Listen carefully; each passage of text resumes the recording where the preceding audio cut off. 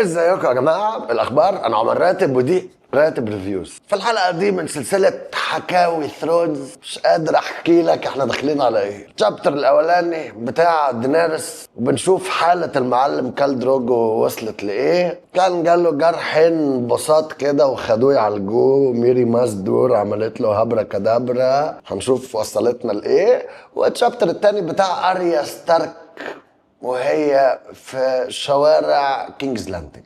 الحلقة دي زي اللي فاتت كده تقريبا هتبقى تاريخية، فهات حاجة تاكلها، هات حاجة تشربها، ريلاكس، وهات علبة مناديل ويلا بينا نودي. الدبان كان بيلف حوالين كال دروجو، جناحاتهم وزنهم صوتهم كان مرعب لداني. الشمس كانت قاسية، دنيا حر جدا جدا. الصوت الوحيد اللي كان مسموع غير الدبان هو صوت رجلين الحصنة اللي بتدق في الأرض والشخلالة بتاعة الأجراس اللي في شعر المعلم كال دروجو. غير كده أصوات الناس اللي وراهم خافتة بعيدة، بس داني كانت قاعدة بتتفرج على الدبان. كانوا كبار زي النحل، مقرفين، لونهم بنفسجي كده بيلمعوا. الدوثراكي بيسموهم بلاد فلايز او دبان الدم. بيعيشوا في المستنقعات والحتت المقرفه وبتاع، بيمصوا دم البني ادمين والحصينه زي بعض بالظبط، وبيتكاثروا في جروح الاموات او اللي بيموتوا. دروجو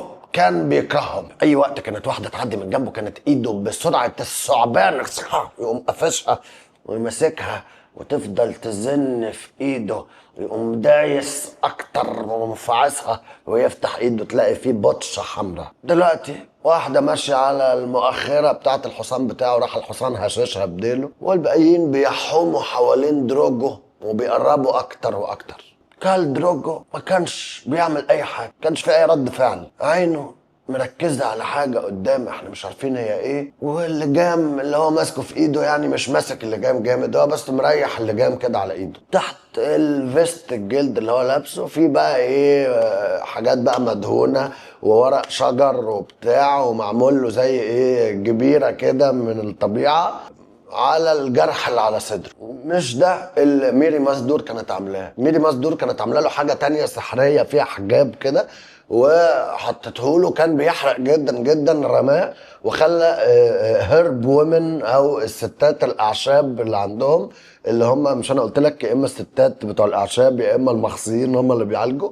هو راح للستات الاعشاب دول قال لهم ايه ظبطوا لي الدنيا، فعملوا له بقى حاجه جميله جدا اجمل من ميري مازدور. لزقه الطمي بقى اللي هم عملوها له كانت مريحه اكتر بالنسبه لدروجو. غير كده هم عملوا له زي بقى ايه لبن الافيون، عملوا له نبيت الافيون عشان يخلص عليه، دول له نبيت الافيون يشربه. كان بقاله 3 ايام بيشرب كتير اي حاجه فيها خمره، يعني حتى لو نبيت الافيون ده مش موجود، لبن الحصينه المخمر يقوم مديه، يجيب بيره مفلفله، قاعد بيدي في حاجات سبايسي بتسكر. لكن بالنسبه للاكل ما كانش بيقرب له، كان طول ما هو نايم بيتألم وبيتلوى. داني شايفه قد ايه وش كال دروجو كان ارفع وبقى مخطوف. ريجو اللي في بطن دينيرس بقى ما كانش كده خالص، ما كان متجنن. الفحل اللي هيركب العالم قاعد بقى فاهم بيجري جوه. لكن الموضوع ده ما حمسش كال دروجو او خلى كال دروجو عايز يعرف عن ابنه اي حاجه زي ما كان زمان بينبسط قوي بالحاجات دي. كل يوم الغامق اللي تحت عينه بيزيد وكرمشة وشه بتزيد من كتر قلة الأكل والتعب والألام. ودلوقتي دروجو في صمت.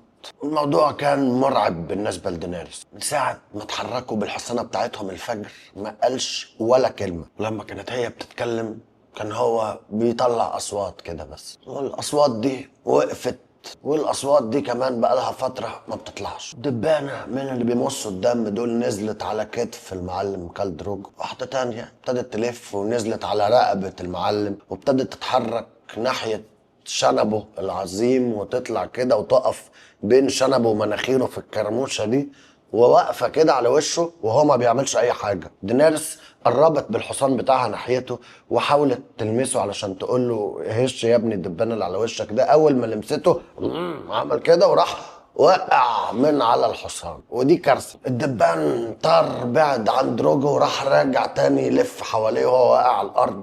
داني راحت قايله لا، نطت من على الحصان، نسيت ان هي حامل وطلعت تجري عليه. الارض كانت ناشفه وبني دروجو كان بيتألم لما دينيريس نزلت على ركابها جنبه. كان باصص ناحيتها بس مش شايفها. كان بيقول حصاني. دينيريس كانت بتهش وفعصت واحدة فيهم زي ما هو كان بيعمل، ولكن لما لمست جلده لقيته مولع نار. فرسان الدم بتوع دروجو كانوا في ظهرهم. سمعت هاجو بيزعق وهم بيجروا جايين. كهولو نط من على الحصان بتاعه وهو بيجري وراح قايل اللي دمه من دمي ونزل على ركبه. الاتنين التانيين فضلوا على الحصانة بتاعتهم. كال دروجو بألم راح قايل لا، لازم اركب، لازم اركب. لا، هاجو راح قايل ده وقع من على حصانه. داني قالت له ما تقولش كده، احنا اتحركنا كتير قوي النهارده، احنا ممكن خلاص نخيم هنا. هاجو راح بص حواليها كده، راح لها هنا ده مش مكان مخيمات. كوثو راح قايل مش واحده الست اللي هتقول لنا نقعد فين وما نقعدش فين، ولا حتى لو كانت خليسي. داني رجعت وقالت لهم هنخيم هنا. هاجو قول لكل الناس دروجو هو اللي طلب ان احنا نقف. لو سالوا ليه قول لهم انا حامل ممكن اولد في اي لحظه، وهو قال ان احنا نقف نرتاح هنا. كهولو هات العبيد يلا على طول نعمل الخيمه بتاعه المعلم كال دروجو حالا. وكوثو راح كوثو قال لها انا ما باخدش اوامر منك يا كاليسي. هات ميري مازدور. الولايه دي اكيد ماشيه مع الرجاله المعيز في طابور طويل من العبيد. هاتها لي دلوقتي ومعاها العلبه بتاعتها اللي فيها الادوات حالا. كوثو راح بص لها كده وقال لها انت عايزاني اروح اجيب الميجي؟ لا. داني قالت له ايوه، يا اما لما دروجو يصحى هقول له ان انت عصيت الاوامر. كوثو كان متعصب جدا، لف الحصان بتاعه وجري. بس دينيريس كانت عارفه ان هو هيرجع معاه ميري مازدور. العبيد بتوعه شافوا صخره كبيره جدا كده، راحوا جنبها عملوا الخيمه في الضله علشان نهدى شويه من الشمس. لكن برضو طبعا كانت حر جدا جوه. ايري ودورية ساعدوا دينيريس ان هم يدخلوا كال دروجو جوه الخيمه. السجاجيد كانت اترست والمخدات اتحطت في كل حته. البنت اللي اسمها ايروي اللي دينيريس انقذتها في المعركه اللي فاتت دي ولعت النار، وفرشوا المعلم كال دروجو نيموه كده على حصيره وهو قاعد بيقول لا لا. دي كانت الحاجه الوحيده اللي هو قادر يقولها. دورية فكت له الحزام وقلعته الفيست والبنطلون. جيكوي ابتدت تقلعه الصندل الطويل اللي بيلبسوه ده اللي بيوصل لحد الركبه ده وهم راكبين الخيول. ايري كانت عايزه تسيب باب الخيمه مفتوح علشان يدخل هواء، ولكن دينيريس منعتها، مش عايزه حد يشوف دروجو بالمنظر ده. ولما الحرس بتوعها الكاز بتوعها جم وقفتهم على الخيمه يحرسوها، وقالت لجوجو محدش يعتب الخيمه دي من غير ما انا اذن له. البنت اللي اسمها ايروي بصت على كال دروجو كده وراحت قالت ده بيموت. داني لطشتها بالقلم. الكل ما بيموتش، شعره ما تقصش ولا مره، لسه لابس الاجراس اللي ابوه اداهاله. جيكوي قالت لها كاليسي بس ده وقع من على الحصان. دينيريس دورت وشها علشان تخبي الدموع وفكرت وقع من على حصانه. دي حقيقة وده كمان اللي هي شافته، ومش هي بس، ناس تانية شافت. مستحيل ده يفضل سر، ودينيريس كانت فاهمة كويس جدا ده معناه ايه. الكال اللي ما يعرفش يركب ما يعرفش يحكم، وكال دروجو وقع من على حصانه. بس هي ما كانتش ناوية تيأس، قالت لهم احنا لازم نحميه. ايري هاتي البانيو دلوقتي حالا. دورية ايروي هاتولي مية ساقعة يعني باردة، علشان في حد سألني ساقعة يعني ايه. حرارته عالية، هو كان عبارة عن نار في جسم بني آدم. العبيد دول جابوا البانيو النحاسي الكبير وملوه بميه فتره علشان يعني دي اكتر حاجه ساقعه ممكن نلاقيها. حطوا فيها النعناع والزيوت وبتاع وظبطوها. وهم بيحضروا البانيو دينيريس نزلت على ركابها جنب كال دروجو وابتدت تفك الضفيره العظيمه بتاعته وتشيله منها الاجراس زي ما عملت قبل كده كتير. قالت لنفسها هبقى اعلقهم له تاني اما يبقى كويس. شويه هوا بسيط دخل لما اجو دخل دماغه جوه الخيمه وراح قال كاليسي الاندل جه. وكان عايز يدخل. الاندل هو جورا مورمونت، هم بيسموه كده هناك. طبعا دينيريس قالت له دخله. قامت وقفت مستنيه جورا، بتثق في الفارس ده، وهو هيعرف نعمل ايه دلوقتي. سير جورا مورمونت وطى دخل الخيمه، وقف في الضلمه شويه كده مستني عينه تتعود على الاضاءه الخافته. لابس بنطلون حرير واسع وصندل من الدروجو كان لابسه ده الطويل. لابس حزام من شعر الحصنة متعلق فيه سيف. لابس فيست ابيض خفيف خالص، وتحتي مش لابس اي حاجة. راجل مشعر وجسمه محمر جدا من الحرارة. كلام متنطور في كل حتة. كاليسي كالاسار كلها بتقول ان كال دروجو وقع من على حصانه. دينيريس قالت له انقذه، ساعده من فضلك، لو انت بتحبني ساعده. الفارس قرب من دينيريس وبص له، وبص الكال دروجو بصه طويله، وراح قايل لها طلعي الخدم بتوعك دول بره كاليسي. عملت بايديها كده، كل البنات طلعت بره. لما بقى لوحدهم جورا مورمون طلع الخنجر بتاعه بليونة فظيعة وسرعة غير طبيعية ما تطلعش من البغل ده. حب يرفع الحاجات اللي محطوطة على الجرح لكن لازقة في جسم كال دروجو وناشفة جدا. كسرها بظهر الخنجر بتاعه وابتدى يشيل الأعشاب واحدة واحدة. ريحة قوية جدا مسكرة حلوة بس قوية جدا جدا طلعت من الجرح، كانت هتخلي دينيريس تتخنق. والاعشاب كلها دم وصديد وحاجات كده. انا اسف لو بتاكل. كان دروجو مصاب، هنعمل ايه؟ داني لما شافت الجرح الاسود المتبهدل راحت قالت لا، اسمعوني ايها الالهه ارجوكوا لا. كال دروجو ابتدى يرعش ويتخانق مع عدو خفي، وفي دم اسود بينزل من الجرح بتاعه.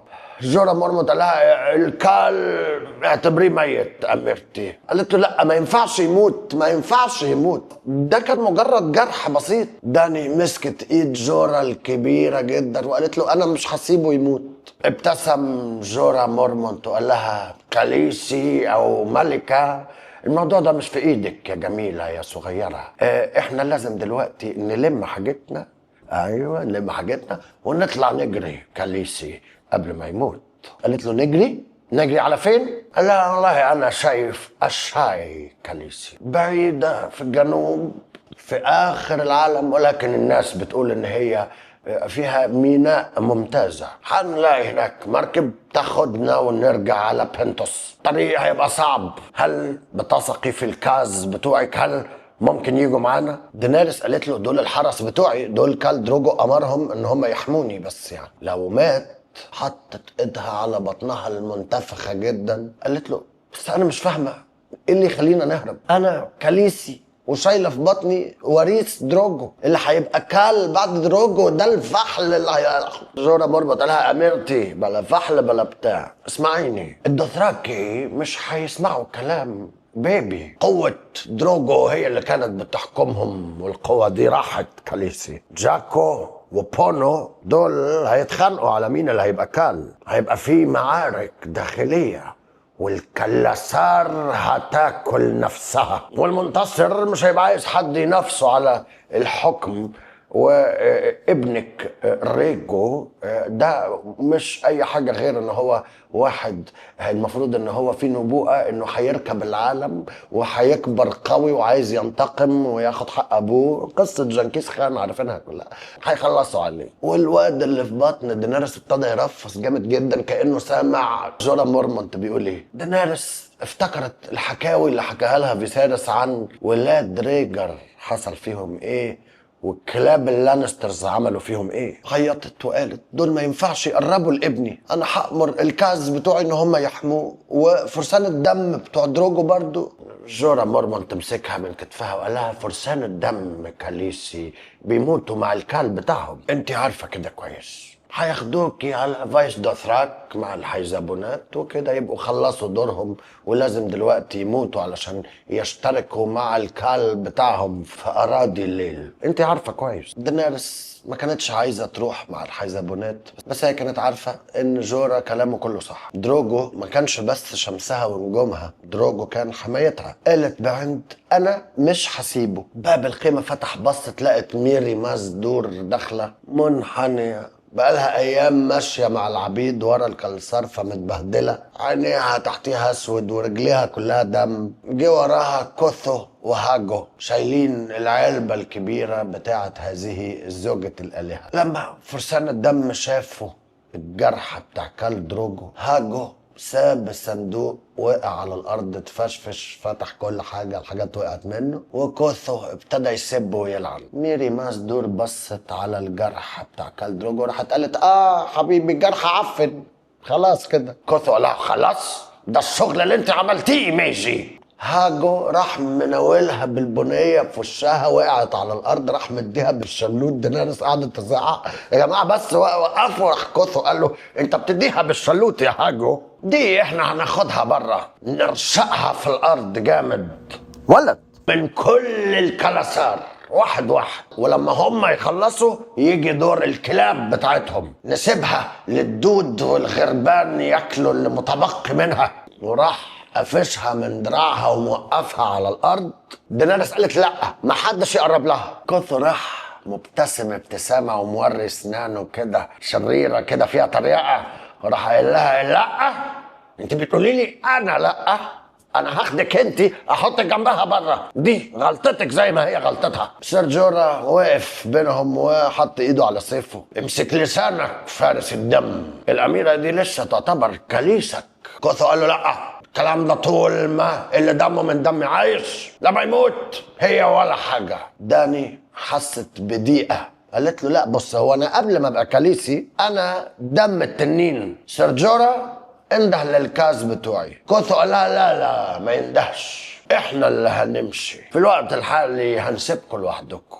وراح طالع وهاجو طلع وراه. مورمونت قال لها الراجل ده ناويلك على نيه مش كويسه كاليسي. الدوثراكي بيقولوا ان الفرسان الدم والكال عندهم حياه واحده، وكوثو شايف ان الحياه دي بتنتهي ومفيش حاجه ممكن تخوف واحد ميت. داني قالت له محدش مات. سير جورا انا محتاجه السيف بتاعك ده شكلي كده، روح البس الدرع بتاعك وامن نفسك. كانت مرعوبه بس ما بتبينش ولا حتى لنفسها. الامير راح منحني قال لها تحت امرك كاليسي، وراح طالع. دينيريس بصت لميري ماسدور. ميري ماسدور قالت لها انقذتيني تاني حبيبتي. دينيريس قالت لها وانت دلوقتي لازم تنقذيه، لازم من فضلك.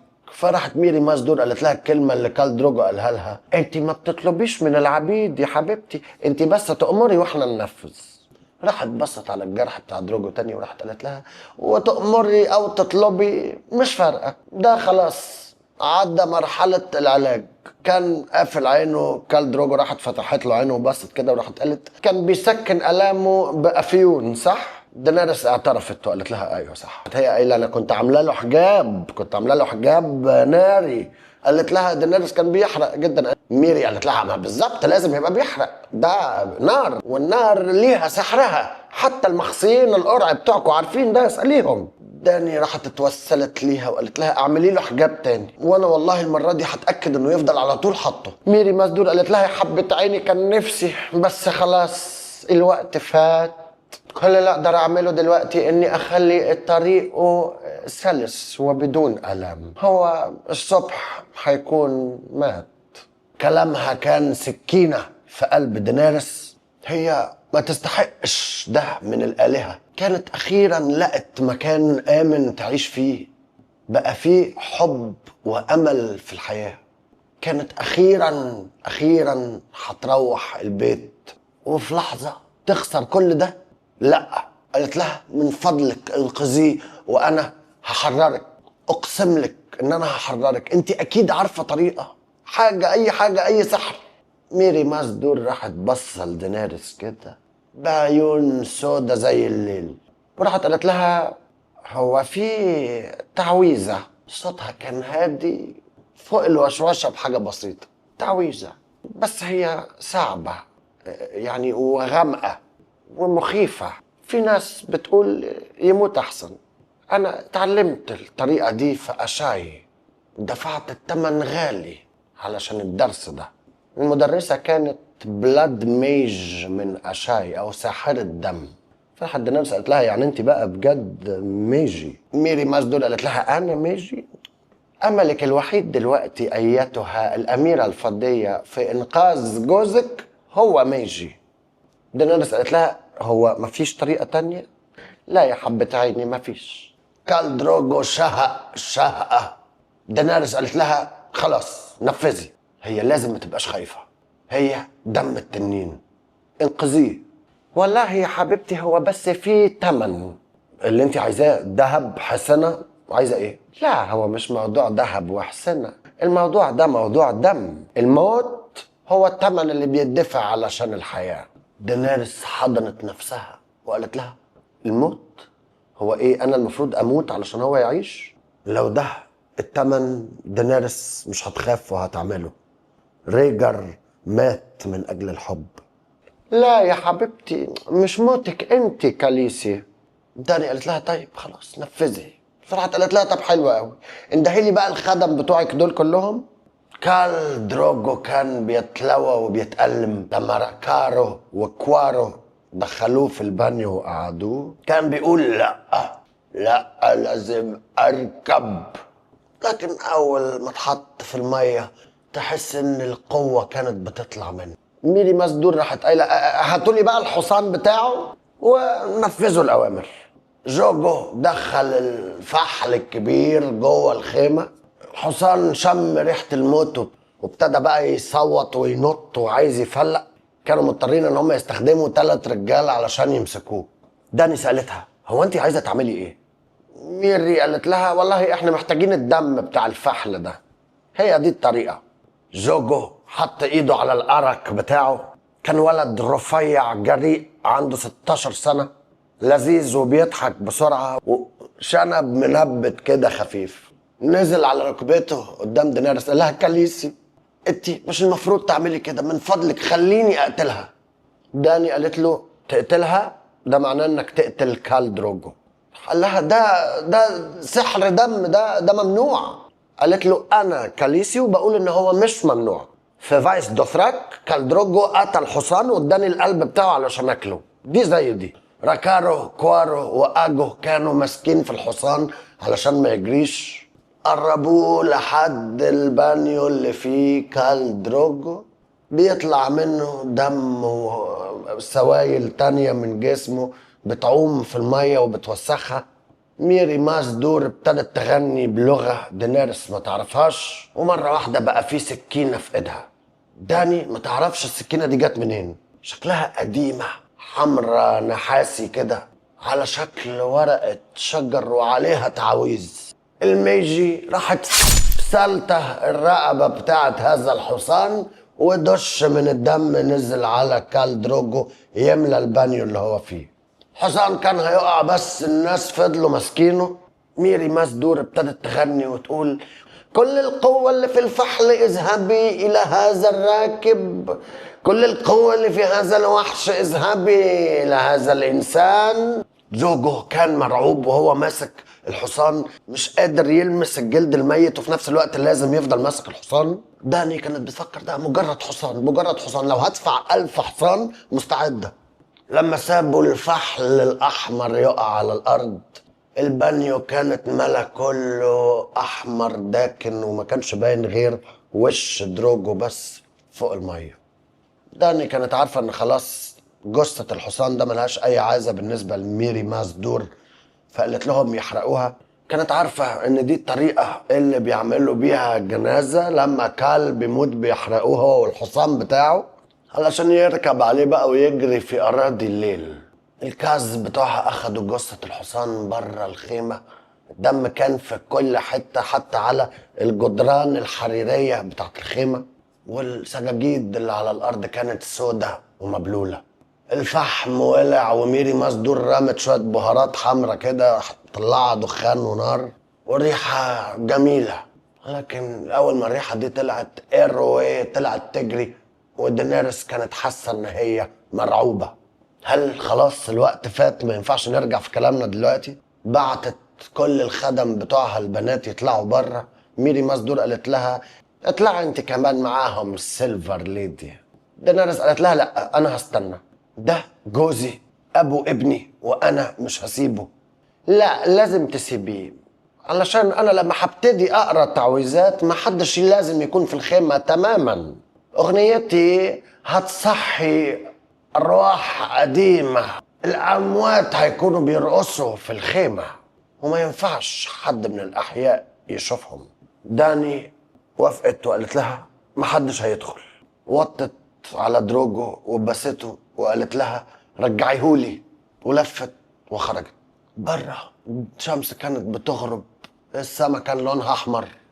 الكلاسار عملوا المخيم بتاعهم، خيم ومراتب على الأرض على مرمى البصر. رياح سخنة جت على دينيريس وشافت جوجو وأجو وهم بيولعوا النار علشان يحرقوا بجثة الفحل. الناس كلها اتجمعت وقاعدة بتبص لداني، وشهم عامل زي كأنهم لابسين ماسك نحاسي. شافت جورا مورمونت جاي بقى ايه، لابس بقى جلد وشبكة زرد ومدلع نفسه، دماغه الصلعة كلها منقطة عرق، متوتر وحران. زق الدوثراكي اللي في سكته علشان يقف جنب دينيريس، ولما شاف آثار أقدامها الدامية وهي طالعة من الخيمة قال لها هو أنت عملتي إيه؟ قالت له أنا بحاول أنقذه. قال لها كان ممكن نكون هربنا، كنت هوصلك أشاي، ما كانش لي لازمة كل ده كاليسي. قالت له هو أنا أميرتك فعلا؟ قال لها أنت عارفة كويس أوي إن أنت أميرتي والآلهة تشهد. قالت له يبقى أنا عايزاك تساعدني. جورا كشر وقال لها أساعدك إزاي بس؟ صوت ميري مازدور ابتدى يعلى، وفي بقى زغراطة وولولة وحاجات كده أشعرت بدن دينيريس. دوثراكيز ابتدوا يبرطموا ويرجعوا ويخافوا. دينيريس بصت على الخيمة لقيتها منورة من النار اللي جواها المولعة، وميري مازدور بترقص، ومش بترقص لوحدها، في خيالات بترقص معاها. دينيريس شافت الخوف في وش الدوثراكي. كوثو قال ده ما ينفعش. ما كانتش خدت بالها ان هو رجع، وهاجو وكهولو كانوا معاه. جابوا المخصيين القرعة علشان يعالجوا دروجو، المتخصصين في الجراحة بالإبرة والنار. دينيريس ردت على كوثو وقالت له لا ينفع. هوجو راح قايل ميجي، وكهولو الطيب الجميل اللي كان لذيذ معاها الراجل الكبارة ده راح تف في وشها. كوثو قال لها انت هتموتي يا ميجي، بس الميجي التانية لازم تموت الأول. طلع الأرك بتاعه واتجه نحو الخيمة. دينيريس مسكته من كتفه قالت له لا من فضلك، راح زقها موقعها على الأرض. أمرت الكاز بتوعها وقفوه اقتلوه. ركارو كواثو واقفين جنب باب الخيمة مأمنينها. كوارو خد خطوة لقدام وبيمسك لسه الكرباج بتاعه، راح على طول كوثو بالأرك بتاعه حركة سريعة جدا جدا، راح مديله واحدة جانبية في صدره وهو ماسك الكرباج كده، اداله واحدة هنا قطعت له بقى جلد ولحم وضلوع ودخلت بقى في قلبه كده، ونافورة دم طلعت. كوثو سحب الأرك بتاعه من قلب كوارو، وسمع صوت واحد بيقول له يا خيال جربني. بس لقى جورا مورمونت معاه سيفه في ايده جاهز للقتال. كوثو لف بسرعة وبيحرك الأرك بتاعه وعامل نافورة دم من دم كوارو في الهواء بسرعة فظيعة متجه لوش جورا مورمونت، ولكن سيف جورا كان موجود. السلاحين رنوا مع بعض وترعشوا شوية. كوثو راح مزعق وابتدى يشتم. جورا مورمونت مأمن نفسه يا باشا، جوانتي وشبكة زرد، رجله ايده كل حاجة متأمنة إلا بس دماغه. كوثو لف ورجع وابتدى يلف بسرعة جدا، وراح داخل على جورا كمان بكذا ضربة، وجورا قاعد بيصد فيهم كلهم بسرعة جدا، بس كانوا ضربات كتير جدا جدا. يعني كانت دينيريس حاسة ان كوثو ده عنده 4 ايدين. سمعت صوت الأرك وهو بيخبط في شبكة الزرد، وشافت شوية حديد صغير بيتناثر من الجوانتي بتاع جورا مورمونت. جورا بيتراجع للوراء وكوثو بيتقدم إلى الأمام. الجنب اليمين من وش الفارس كان كله دم، وواخد واحدة في وسطه كده مخلية شبكة الزرد برضو مبلولة منزلة دم من جوه، كان كمان بيعرج. كوثو كان قاعد بيهزق فيه يقول له يلا يا جبان يا مخصي يا اللي لابس بدلة حديدية، وراح وعده وقال له انت هتموت دلوقتي. الأرك ابتدى يلف بسرعة جدا، والبيبي اللي في بطن دينيريس ابتدى يرفص جامد جدا. السيف اللي واخد كيرف ده عدى السيف مستقيم، وراح لابس في نفس الحتة اللي في جنب جورا اللي فيها جرح في الشبكة. فتح بقى الشبكة ودم كتير ابتدى ينزل من جورا. كوثو انبسط جدا، ولكن السيف بتاعه او الارك بتاعه كان راشق في عظم جورا. لسه بيحتفل كده، جورا راح في الثانية اللي هو عطل فيها دي نازل بالسيف بتاعه بكل قوة، مطير دراع كوثو اللي ماسكة الارك، بقت واقعة على الارض. لسه بيبص كده، راح جورا مورمونت لطشه بالقلم بالسيف، بس بالسيف ايه، بالسلاح بتاع السيف، اداله واحده كده في ودنه ووشه انفجر. دوثراكي كانوا بيزعقوا، ميري مازدور قاعده بتغني وبتعمل تعويذ جوه مع خيالات بيرقصوا. كوارو كان بيقول ميه ميه وهو بيموت. دينيريس حاولت تنده لأي حد ينقذها، ولكن محدش كان سامعها. راكارو كان بيتخانق مع أجو، أرك في أرك قاعدين تيش تيش تيش تيش لحد ما الكرباج بتاع جوجو لف حوالين رقبة هاجو، شده شده كده، وفارس الدم ايه ترجع للوراء ووقع وسيفه طار منه الأرك بتاعه. راكارو راح جاري ونطط وبالأرك بتاعه ملبسه في دماغ هاجو بالظبط، خلص عليه. ابتدت الناس تحدف طوبه جت على دينيريس، بصت لقت كتفها في دم وفستانها مقطوع. قعدت تقول لا لا من فضلكم، التمن غالي قوي، التمن غالي. الحجاره كلها ابتدت تترمي عليهم، نزلت على الارض وابتدت تمشي على ايديها ورجليها بتحاول توصل للخيمه، لحد ما كهولو الراجل اللذيذ مسكها من شعرها ورافع دماغها لفوق، وحست بسقوعيه السكينه بتاعته على رقبتها. قالت له من فضلك ابني. وغالبا الالهه سمعوها، علشان هي اول ما قالت ابني كهولو كان مات. ازاي؟ خد سهم من اجو. اما دينيريس قدرت ان هي تبص على الناس، كان الناس خلاص بتبعد وكل واحد بيرجع خيمته. شويه ناس خلاص بتلبس حصانه بقى وخلاص هتخلع. الشمس غربت والكلاسار كلها مولعه نار برتقاني على مرمى البصر، مطلع دخان للسماء اللي بتغمق دلوقتي. حاولت تقوم وتقف، ولكن الآلام كانت فظيعة. صوت ميري مازدور كان مرعب، وجوه الخيمة لسه الخيالات بترقص. لقت ايد بتمسكها وبتشيلها بتوقفها، ودي كانت ايد جورا مورمون. وشه كان كل دم ونص ودنه طايرة. سمعت جورا مورمونت بيزعق في الخدم بتوعها وبينده للبنات اللي مع دينيريس تيجي تنقذها. ابتدت تفكر هم فعلا مرعوبين كده، وتقريبا هي عارفة الإجابة. بطنها ابتدت توجعها بزيادة جدا، كأن الواد اللي في بطنها ده ماسك سكينتين وقعد بيطعن فيها. جورا كان بيزعق درية الله يلعنك، هات الستات اللي بتولد.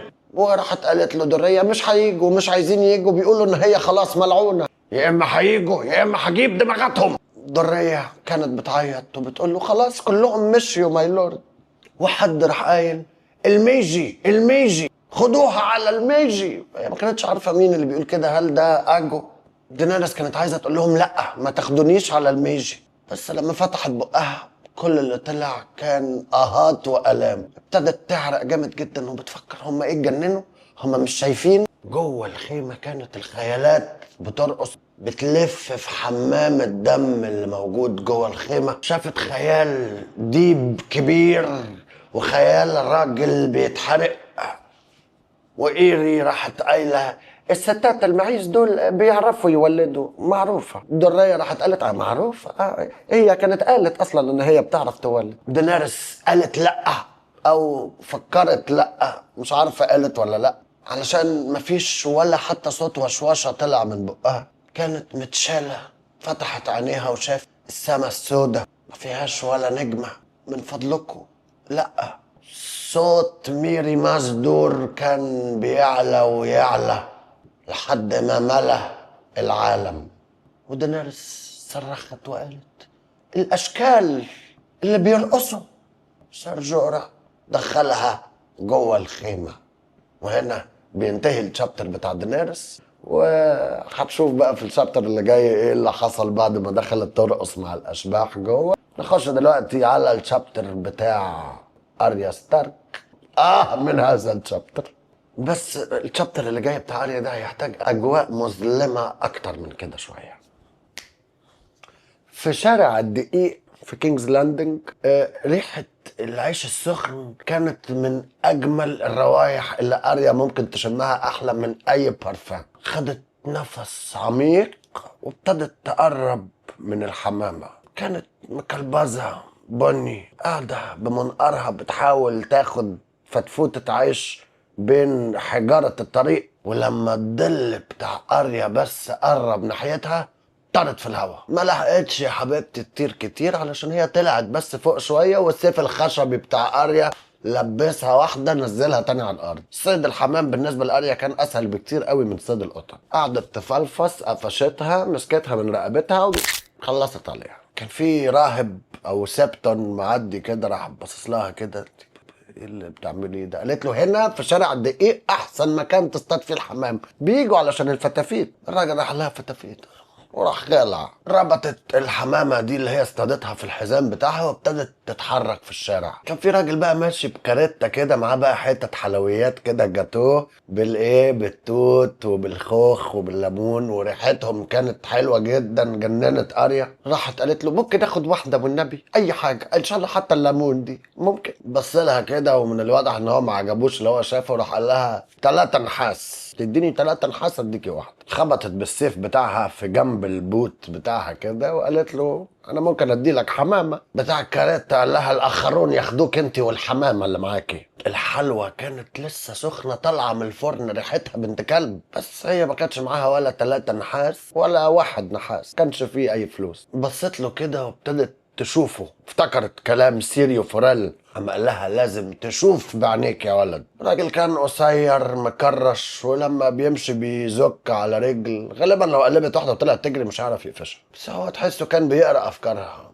قال لها تخلي ايدك الوسخه دي بعيد عن الحلوى اللي معايا، المعاطف الذهبيه في كل حته. وبصت حواليها فعلا لقت في معاطف ذهبيه واقفين، 2 مأمنين نفسهم كويس جدا، واقفين على اول حاره كده، واحد فيهم معاه سيف والتاني معاه شومه، ومتأمنين والدنيا صعبه يعني. فقررت ان هي تنسحب، خدت كام خطوة إلى الوراء. المعاطف الذهبية أو السيتي واتش دول ما كانوش بيبصوا عليها مرتين، يعني لو شافوها معدية خلاص عادي يعني، بس هي كانت بتتعقد وبتترعب منه. كانت على طول على قد ما تقدر بعيدة عن القلعة، ولكن حتى من مسافة بعيدة شايفة الرؤوس اللي بتعفن فوق الأسوار الحمراء للقلعة. عند كل راس منهم في وابل من الغربان، كأنهم دبان بياكل في الرؤوس دي.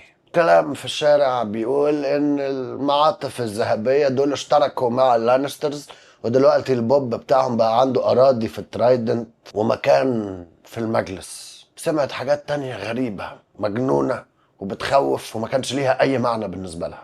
في ناس بتقول ان ابوها قتل الملك وبعد كده رينلي قتله، ناس تانيين بيأكدوا ان رينلي هو اللي قتل الملك، هما الاتنين كانوا سكرانين وبيتخانقوا. امال ليه هرب بالليل زي الحرامية؟ في قصة بتقول ان الملك مات من خنزير بري وهو بيصطاد، قصة تانية ان هو مات وهو بياكل الخنزير البري اللي هو اصطاده، قعد يزلط يزلط يزلط في الخنزير لحد ما فرقع. ناس تانية تقولك لا ما فرقعش بس مات وهو قاعد على الترابيزة، وناس تانية تقولك لا ما ماتش من الاكل، مات علشان فارس سممه.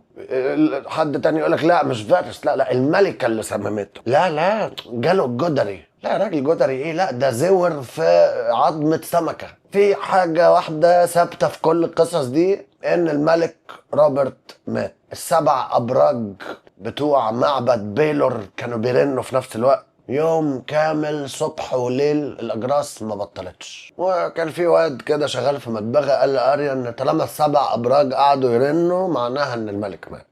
كل اللي كان نفسها فيه ان هي تروح، بس الخروج من كينجز لاندنج مش بالسهوله دي. كلام عن الحروب على كل لسان، والمعاطف الذهبيه مأمنين كل البوابات. كانت بتنام في فلي بوتم او عش الدبابير، في اسطبلات، على سطوح اي بيت، اي حته تعرف تمدد فيها. وما خدتش وقت كتير عشان تعرف اسم عش الدبابير ده جه منين. كل يوم من ساعه ما هربت من القلعه الحمراء، اريا قعدت تزور البوابات تشوف ايه الكلام. بوابه التنين، بوابه الاسد، والبوابه القديمه مقفولين ومتجنزرين. بوابه الطينه وبوابه الالهه الاتنين مفتوحين بس متأمنين. اللي عايز يدخل يتفضل يدخل، بس اللي عايز يخرج مفيش خروج، محدش بيطلع بره. الخروج بس من بوابة الملك أو البوابة الحديدية، وهناك حرس لانسترز هم اللي ماسكين البوابات. شعبطت على سطح بيت قريب من البوابات دي، وبقت تشوف اللانسترز دول بيعملوا ايه هنا.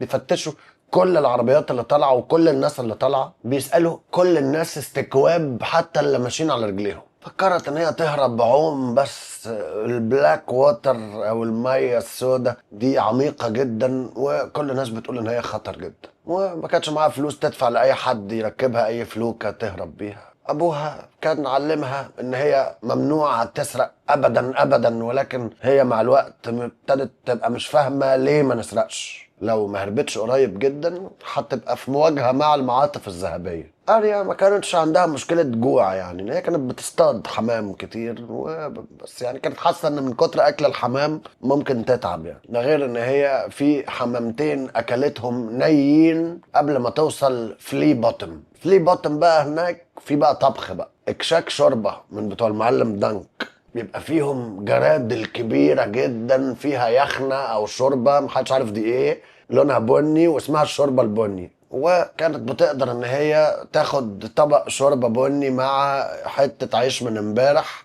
لو ضحت بنص حمامه، ولو نتفت ريش الحمامه بنفسك واديتهم الحمامه فله ممكن يرمولك حته العيش دي في النار شويه كده تبقى محمصه. اريا كانت مستعده تضحي باي حاجه علشان بس كوبايه لبن ولا كيكه ليمون، ولكن الشوربه البني ما كانتش وحشه يعني. غالبا بيبقى فيها شويه جزر، بصله، كرومبه، يعني بيبقى فيها شويه حاجات يعني على حسب بقى اللي بيجي معاك. ساعات اصلا ممكن تلاقي تفاح، وبيبقى فيه طبقه كده شحم كده فوق على الوش، اي حاجه. المهم هي ما حاولتش تفكر اللحمه دي جايه منين، ومره كانت في حته سمك جوه المنكش، بس ان دايما اكشاك الشوربه دي كانت زحمه جدا، ولما بيشوفوا اريا قاعده بتزلط اي حاجه تلاقيها قدامها وبتاكل بسرعه جدا كلهم بيبقوا باصين لها بصه غريبه. شويه ناس كانت بتقعد تركز قوي في الجزمه والعباءه اللي هي لابساهم، لابسه بوت وبتاع، كانت عارفه هم بيفكروا في ايه. بس في ناس تانية كانوا بيبصوا لها بصات من نوع تاني بقى، حاسه ان هم عينيهم جوه هدومها وما عندهاش اي فكره دول بيفكروا في ايه. دي حاجه كانت بترعبها اكتر. كم مره طلعوا يجروا وراها وطلعت تجري في الحواري، حتى الان ما حدش عارف يمسكها. كان معاها اسواره فضه كانت عامله حسابها ان هي تبيعها تعيشها كام يوم، دي اتسرقت اول ليله اصلا. وبعد كده البقجه اللي كان فيها كل هدومها اتقلبت برضو، كانت نايمه في بيت محروق اخر حاره الخنازير، اتقلب منها وهي نايمه. كل اللي تبقى ليها العباءه اللي كانت متغطيه بيها، اللبس الجلد اللي هي لابساه، السيف الخشبي اللي بتتمرن بيه، ونيدل او ابره السيف بتاعها ده كانت بتبقى نايمه فوقيه اصلا. غير كده كان زمانه طبعا اتقلب. ده اهم من كل حاجه تانية معاها. بقت على طول دايما ماشيه العباءه بتاعتها مغطيه دراعها اليمين كله، المنطقه اليمين دي كلها متغطيه بالعباءه عشان دي اللي فيها السيف، عشان هي اريا شوله. مش عارف انت دي باينه عندك ان دي الشمال، عندي مش متاكد. السيف الخشبي بقى كانت على طول ماسكاه في ايدها الشمال وهي ماشيه علشان كل الناس تشوف، عشان تخوف اي حرامي ولا نشال. بس كان في شويه ناس في كشاك الشوربه دول لو كان معاها فاس حربي ما كانوش هيخافوا، ده كان كافي انه يسد نفسها على اكل الحمام او العيش البايت. وكانت كتير بتروح وتنام على لحم بطنها. لما تطلع بره المدينة هتلاقي بقى شجر تقطف منه توت، يمكن تلاقي حقول فيها أي فواكه أو خضروات. اريا كانت فاكره ان هي عدت على حاجات كده وهي جايه على الكينجز رود او طريق الملك. ده غير ان هي ممكن تصطاد برضه، ممكن تصطاد كمان ارانب. هنا في المدينه الحاجه الوحيده اللي ممكن تصطادها هي القطط والكلاب المسلوعه. وبيقول لك لو جبت جرو صغير للراجل بتاع الشوربه يدي لك كبشه نحاس. فمنكش كده في كلاب في الشوربه. هي ما كانتش بتودي كلاب للناس هناك، ما كانتش مرتاحه للفكره. بعد ما تخلص شارع الدقيق تلاقي بقى متاهة من الحواري والأزقة. شوف الأزقة دي. اريا دخلت في وسط الناس، حاولت يبقى فيه على الاقل بني ادمين او مسافه بينها وبين اي معطف ذهبي معدي. اتعلمت ان هي لازم تبقى ماشيه في نص الشارع. كانت بتبقى في كاريتا لازم تعدي من جنبها بتاع، بس تبقى في نص الشارع عشان انت لو في شارع ضيق ممكن حد يطلع ايده يقفشك. في بعض الحواري الضيقه جدا لازم غصب عنك تبقى بتحك في الحيطه، اصلا المباني بتبقى يا دوبك هتلمس بعض. لقت شويه عيال بتجري ورا كوره كده على الارض، افتكرت ايام زمان لما كانت بتلعب مع اخواتها، قعدت تفكر قد ايه ريكون دلوقتي ممكن يكون كبر، وهل بران حزين كانت ممكن تدفع اي حاجة علشان جون يقول لها اختي الصغيرة تاني وينعكش لها شعرها اللي هو اصلا منكوش. شافت نفسها في انعكاس على شوية مية على الارض كده، وجمعت ان شعرها ما ينفعش يبقى منكوش اكتر من كده، يعني دي النكشة الأعظم. حاولت تتكلم مع الأطفال اللي في الشوارع، يمكن تعمل أصدقاء، حد يساعدها في أي حاجة، ينيمها في أي حتة، ولكن العيال الصغيرة كانت بتشوفها ما بتنطقش وبتخاف منها، وبيجي بعد كده إخواتهم الكبار يسألوا أسئلة ويستجوبوها، تعرفش ترد عليهم، بيسموها أسامي ويتريقوا عليها ويحاولوا يسرقوها. امبارح واحدة معفنة حافية ضعف سن أريا رمت أريا على الأرض وقعدت تشد في الجزمة بتاعتها عايزة تقلبها منها،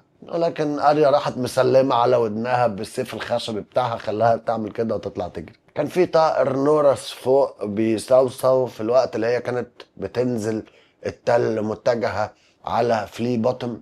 أريا بصت له قوي كده، للأسف بعيد على إن هي تصطاده بالعصاية اللي معاها، ولكن خلاها تفكر في البحر. يمكن البحر هو الطريق اللي ممكن اهرب منه. اولد نان كانت ياما بتحكي حكاوي عن عيال بتركب مراكب تجارية وتطلع في رحلات ومغامرات فظيعة، يمكن اريا تعمل كده برضه. قررت ان هي تروح ناحية النهر، هي كده كده في الطريق اللي بوابة الطينة او ماد جيت، وهي لسه ما بصتش عليها النهاردة. المينا كانت هادية خالص، شافت كده اتنين معاطف ذهبية ماشيين جنب بعض في سوق السمك، ولكن ولا واحد فيهم اصلا بصلها. كل حاجة فاضية كده والمراكب قليلة جدا، بتهيألي دي تبقى أقل مرة شافت فيها مراكب في الحتة دي. بعيد شوية كده في المية السوداء أو البلاك ووتر في 3 سفن حربية من بتوع الملك.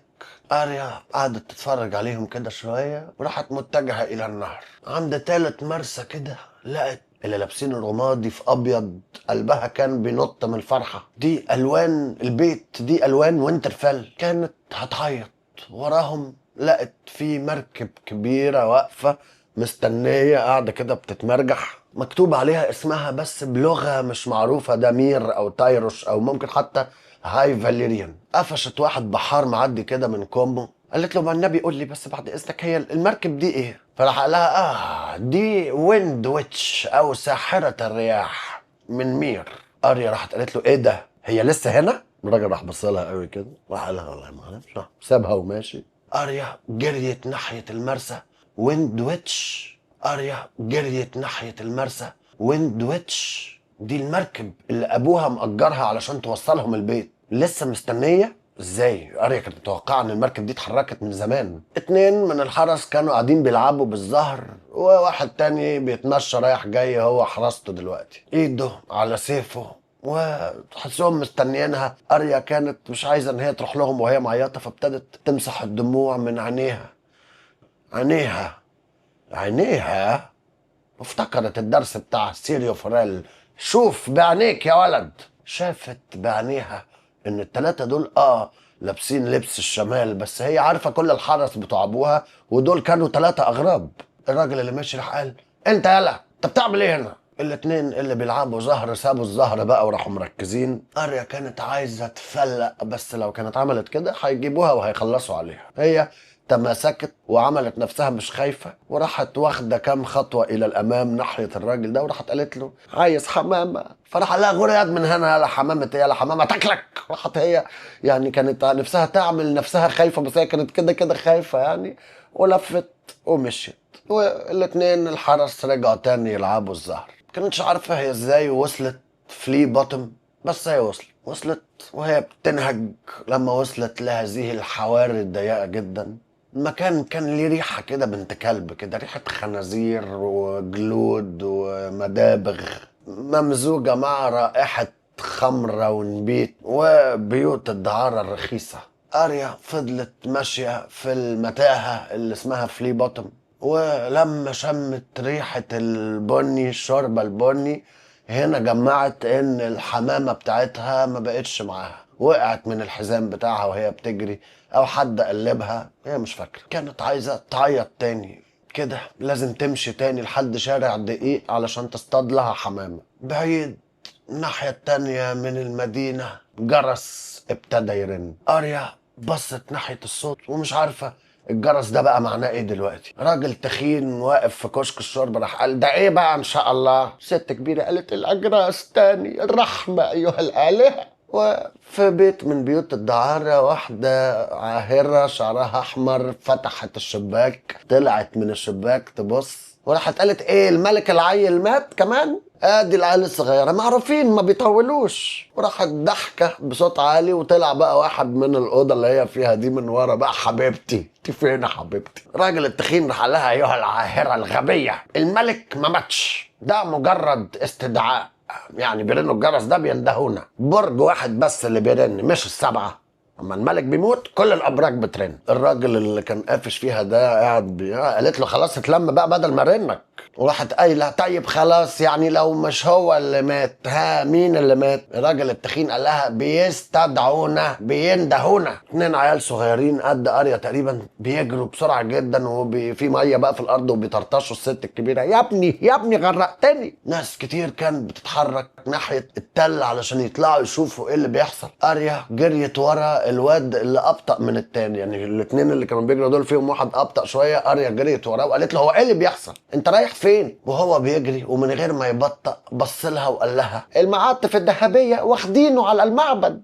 قريه كانت بتسبرنت وبتقول له مين واخدين مين؟ يد الملك يد الملك هيطيروا دماغه دلوقتي، بو لسه قايل لي يلا. كاريتا عدت وقعت شويه حاجات، الواد نط من فوقيها. قريه ما خدتش بالها خالص واتكعبلت فيهم ووقعت على وشها، فتحت ركبتها وخبطت ايدها جامد جدا في الحجاره. صباع الابهام بتاعها في ايدها الشمال كان كله دم. نيدل او ابره كان بين ركبتينها كده الحمد لله موجود. قامت وقفت وهي بتعيط جدا، بصت لقت الابهام بتاع ايديها الشمال كله دم. اما جت تحط في بقها علشان تمص الدم ده اكتشفت ان نص ضفرها طار. ايديها كانت وجعاها جدا جدا وركبتها كلها بتنزل دم. سمعت حد بيقول افتحوا الطريق افتحوا الطريق للوردات الريد واين. يا دوبك عرفت تهرب من الطريق قبل ما يدوسوا عليها بالحصانه بتاعتهم. 4 حراس على حصانه عملاقه بيجروا بالحصانه بتاعتهم جامد جدا، لابسين عبايات سامبوكسات ازرق في بنفسجي. وراهم لوردين صغيرين راكبين حصانين شبه بعض، واللوردين شبه بعض بالظبط، فوله واتقسمت نصين. اريا كانت شافتهم قبل كده كتير جدا، هوراس وهوبر الريد واين الاخين التوأم. سانسا وجين بول صاحبتها بيتريقوا عليهم وبيقولوا عليهم هورر وسلوبر. هورر ده يعني رعب وسلوبر ده يعني اهبل تقريبا. كانوا بيقعدوا يضحكوا بتاع وينموا اول ما الاتنين التوأم دول بيعدوا، بس هما دلوقتي ما كانش شكلهم مضحك خالص. كل الناس بتتحرك في نفس الاتجاه بسرعة عشان يعرفوا ايه الجرس ده وايه اللي بيحصل. اجراس ابتدت صوتها يعلى دلوقتي، بترن جامد جدا وبتنده جامد جدا. اريا اشتركت مع الناس اللي متجهة. ايديها ضفرها اللي اتكسر ده كان بيوجعها جدا جدا، كانت ماسكة نفسها من العياط بالعافية. عضت شفتها وابتدت تعرج وهي ماشية مع الناس، بتسمع لأصوات متحمسة حواليها. يد الملك يد الملك لورد ستارك واخدينه دلوقتي على معبد بيلور. أنا سمعت إنه مات قريب قريب اهو، يلا اراهنك بواحد فضة ان هم هيطيروا دماغه. هم المفروض يطيروها فعلا، ده راجل خاين. اريا كانت بتحاول تطلع صوت وتقول عمره ما خان، بس ما كانتش قادره، مجرد طفله وكل الناس دي بتتكلم بصوت اعلى منها بكتير، مستحيل حد يسمعها. يا عم انت عبيط، يقطعوا دماغ مين بس؟ مستحيل يقطعوا دماغ واحد في معبد بيلور، عمرها ما حصلت. يعني بصراحه هم يعني اكيد مش هيخلوه فارس هناك، يعني مش هيعمدوه. احنا سامعين انه قتل الملك. وقف بكل تناكة يقول لك لا ده خنزير بري هو اللي قتله. لا يا راجل، ما خنزير بري ايه، اخوه اللي قتله. هو اخوه ده اللي بقرون ذهب. خلاص يا وليه، مين اللي قالك الكلام ده؟ لورد رينلي ده راجل محترم. لما وصلوا شارع الاخوات او ستريت اوف ذا سيسترز كانوا خلاص كله كتف في كتف، الناس كلها ماشيه كدفعه واحده. اريا سابت البني ادمين يزقوها في الاتجاه بقى اللي هم رايحينه، والاتجاه ده كان فوق تل فيسانيا، ميدان ابيض كله رخام مليان بني ادمين متحمسين بيزعقوا بيحاولوا يقربوا للمعبد اكتر.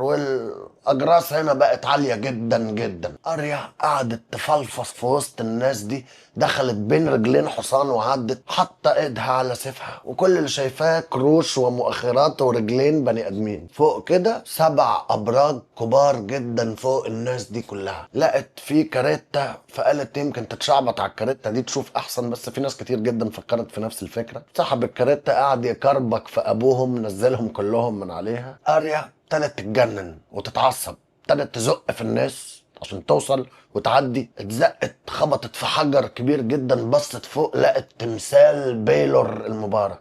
دخلت سيفها الخشبي في الحزام وابتدت تتسلق. صباعها قدامي كان بيسيب علامات حمراء على الرخام الابيض، بس طلعت وعرفت تزنق نفسها بين رجلين الملك الراهب بيلور. وهنا ومن هذا المكان عرفت تشوف ابوها. لورد ادارد ستارك كان بره ابواب المعبد، 2 معاطف ذهبيه شايلينه او ساندينه. كان لابس شياكه جدا، العباءة الرمادية والابيض الفرو والكلام ده، بس كان خاسس جدا، ووشه الطويل كان شاحب ومليان ألم. كانش يعني واقف على رجله، كان فعلا زي ما يكون متشال. والجبس اللي كان على رجله كان رمادي ووسخ ومعفن. الراهب الأكبر أو الهاي سبتن بنفسه كان واقف وراه، راجل قصير وتخين جدا جدا وعجوز، لابس روب ابيض كبير وتاج من الذهب والكريستال عامل انعكاسات على شكل قوس قزح حواليه. كان في برضه فرسان كتير ولوردات كتير. جوفري كان باين جدا وسطهم، لبسه كان كله قرمزي، ستان وحرير ومليانين بالستاج بتاع البراثيان والاسود التي تزقر بتاعة اللانستر. على دماغه في تاج من الذهب. امه كانت جنبه لابسه فستان عزا اسود كبير في خطوط قرمزيه، وزي ما تقول ايه شرب من الجواهر السوداء على شعرها. اريا برضو جمعت ان ده ذا هاوند اللي لابس عباءة بيضاء فوق الدرع الرمادي غامق بتاعه، وحواليه 4 من حرس الملك. شافت فارس المخصي بالشبشب بتاعه قاعد بيتكلم مع اللورد ده واللورد ده، وشافت راجل القصير ابو دقن كده مدببه، ده تقريبا اللي دخل معركه علشان خاطر ماما بيتر بيلش. وفي وسط الناس دي كلها كان في سانسا لابسه ازرق سماوي، شعرها الاحمر مغسول ومتظبط وشكلها مبسوطه. انا مش فاهمه ليه. اريا كشرت، مش عارفه اختها بتعمل ايه هنا وليه شكلها مبسوط قوي كده. صف طويل من العباءات الذهبية كانوا بيزقوا الناس عشان يبعدوهم، والقائد بتاعهم كان راجل ضخم وتخين لابس درع كله اسود في ذهبي، والعباءة بتاعته كانت تحسها ذهب بجد بقى. لما الأجراس بطلت ترن كان في شبه هدوء في وسط العامة، وأبوها رفع راسه وابتدى يتكلم. ما كانتش سامعة هو بيقول ايه من الدوشة ومن ان هو صوته واطي جدا. حد من اللي ورا قال بتقول ايه يا عم انت، علي صوتك. الراجل اللي الدرع بتاعه اسود في ذهبي ده المعلم الوسخ جانوس سلنت راح ونغز نed ستارك واحدة. كانت عايزة تصرخ وتقول له سيبه في حاله، بس كانت عارفة ان محدش هيسمعها فقعدت تعض في شفتها. ابوها على صوته وعاد كلامه من الاول وقال انا ادارد ستارك اللورد بتاع وينترفيل ويد الملك. المرة دي كان معلي صوته شوية، صوته كان واصل للميدان كله. أنا جاي قدامكم علشان أعترف بخيانتي قدام الناس وقدام الآلهة. أريا قالت لأ وهي بتعيط، والناس كلها ابتدت تزعق وابتدت تشتم. سانسا كانت رفعت ايديها وخبت وشها. ابوها على صوته اكتر بيحاول يبقى بيتسمع. انا خنت الملك وخنت صديقي روبرت. انا حلفت اني احمي اولاده، ولكن قبل ما دمه يكون بارد انا خططت اني اقتل جوفري واخد العرش لنفسي. خلوا الهاي سبتن، خلوا بيلور المبارك وال7 آلهة يشهدوا على الحقيقة. جوفري براثيون هو الوريث الشرعي قدام كل الآلهة، هو لورد السبع ممالك وحامي البلاد. طوبة طلعت من الناس صاروخ ناحية إدارد. أريا كانت عايزة تصوت، عايزة تقول له خلي بالك، بس ملحقتش، والطوبة دي رشقت في دماغ إدارد ستارك، والدم ابتدى ينزل على عينه ووشه. وابل من الطوب ابتدى يتحدف وابتدى يجي في الحرس اللي جنب إدارد ستارك.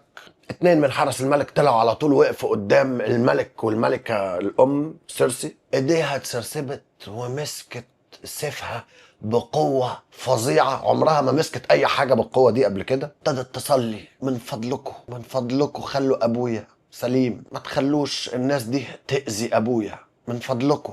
الهاي سابتن راح وركع قدام جوفري وسيرسي وراح قايل: على قد ما الإنسان خطاء على قد ما الإنسان معذب. صوته كان عالي جدا وبيرن في وسط الناس كلها.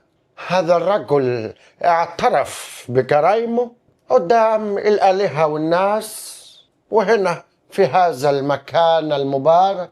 كانت في قوس قزح بيلف حواليه من التاج بتاعه وهو رافع ايده للملك والملكة. الآلهة عادلة، ولكن بيلور المبارك علمنا ان الآلهة برضو رحيمة. ايه قولك يا ملكنا، نعمل ايه في هذا الخائن؟ آلاف الناس ابتدت تجاوب مكان الملك وتقول بقى يعملوا فيه ايه، ولكن أريا ما كانتش سامعة اي حاجة. الامير جوفري، او لا يعني الملك جوفري، تقدم قدام التروس بتاعة حرس الملك اللي كانوا مأمنينه وراح قايل: والله انا امي طلبت مني ان لورد إدارد يلبس اسود، ده غير ان ليدي سانسا توسلت الي علشان ارحم ابوها. بص لسانسا وابتسم. أريا حست ان دعائها ده مستجاب، ولكن جوفري راح باصص للناس وراح قايل: ولكن دول عندهم قلوب رحيمة بتاعت الأمهات والبنات. طول ما أنا الملك مفيش أي خيانة هتحصل من غير ما يبقى ليها عقاب وخيم. سير إلين هاتلي راسه. الناس مرة واحدة زعقت، وأريا حست إن تمثال بيلور ده ابتدى يتلخلخ من كتر ما الناس جريت. الهاي سابتن كان ابتدى يمسك في العباءة بتاعة الملك وعايز يفهمه حاجة. فارس ابتدى يشوح ويمشي رايح راجع مش فاهم ايه اللي بيحصل. حتى الملكة كانت بتحاول تقول حاجة لجوفري، ولكن جوفري كان قاعد بيهز راسه وهو باصص لفوق كده. اللوردات والفرسان وسعوا الطريق علشان يخلوه يعدي. الراجل المعضم اللي لابس شبكة زرد حديدية، سياف الملك. من بعيد أريا تقريبا سمعت صوت سانسا بتصوت. هي وقعت على ركبها وابتدت تعيط بهستيريا. سير إلين بين طلع السلالم واتجه نحو إدارد ستارك. أريا راحت مطلعة سيفها الحقيقي بقى نيدل، وراحت سالتة نفسها بين رجلين بيلور ونطت نزلت على واحد جزار وقعته على الأرض. والناس ابتدت تتكعبل في الراجل اللي وقع ده وكانوا هيقعوا عليها، وهي ابتدت تلوش بالسيف بتاعها يمين وشمال. سمعت صوت بيقول: انت ولد. بس طلعت تجري، ابتدت تزق في الناس وتكمل.